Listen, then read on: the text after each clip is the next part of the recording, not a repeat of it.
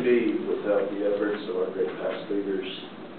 Theodore, also known as Teddy Roosevelt, made many great moves in our nation to further us as Americans.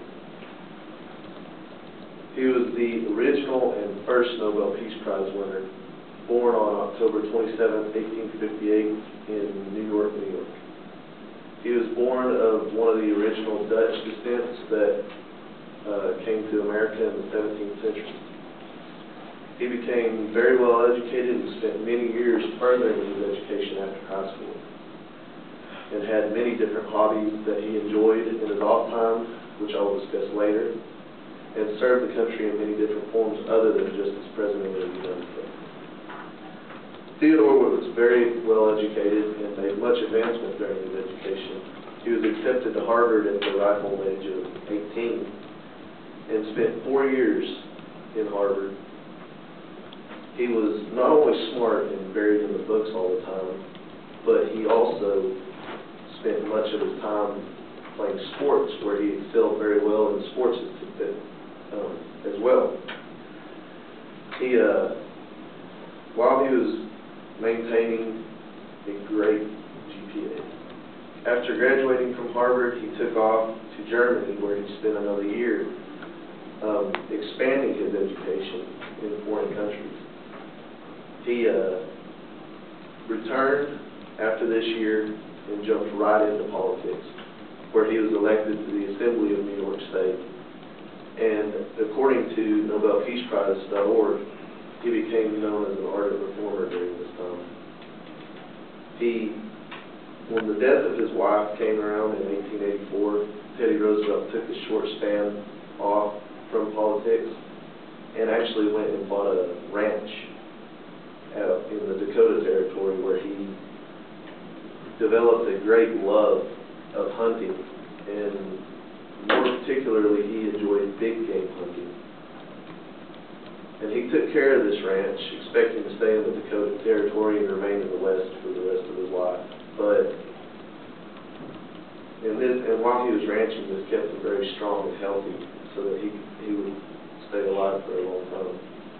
When he finally got back on track, he wrote a book and won the Nobel Peace Prize for it. And in 1886, Roosevelt decided to go back, remarry, and get back into politics.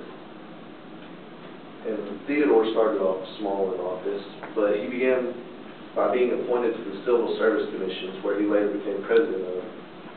And once this term was over, he actually took over the New York Police Department.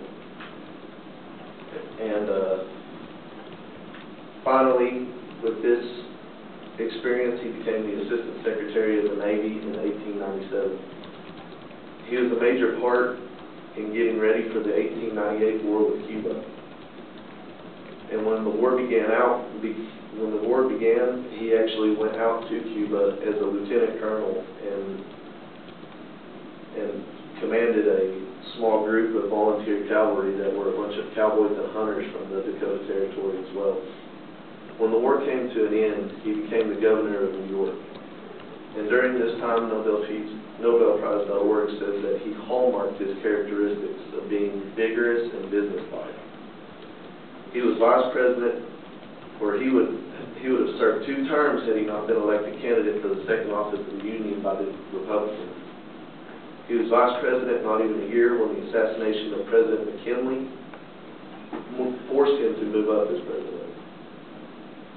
When the re-election came around, Roosevelt did well enough to officially be elected as the next president. And while in office, Roosevelt decided to finally use the International Court of Arbitration, which had been created 3 years earlier but had had no use until now. And he went to The Hague and concluded many arbitration treaties with both Mexico and Europe. But the Senate refused to ratify any of these arbitrations. In 1904, another international meeting was called, but Russia refused to join this meeting because of many hostilities that they were facing with Japan. After much pleading, Roosevelt actually became the mediator for both Russia and Japan, and after much discussion, he worked out a peace treaty with the 2 of them. and they were finally able to put everything to rest. And Roosevelt, of course, had to retire over time from office. And in his retirement, he nominated William Taft to be his president on the ballot. But when Taft's performance began to lack and Roosevelt was not satisfied with the way he was achieving his goals, he actually removed himself from the Republican Party and accepted a nomination in the Progressive Party.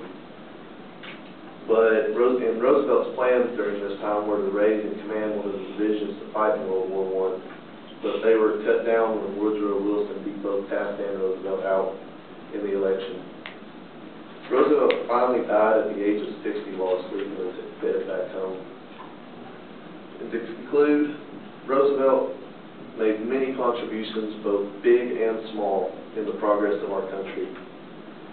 Just look at the teddy bear. If it hadn't been for Teddy Roosevelt, who the teddy bear was named after, where would we all be without our cuddly little friend when we were young? And he not only paved the roads for America, but also made many contributions in foreign nations as well.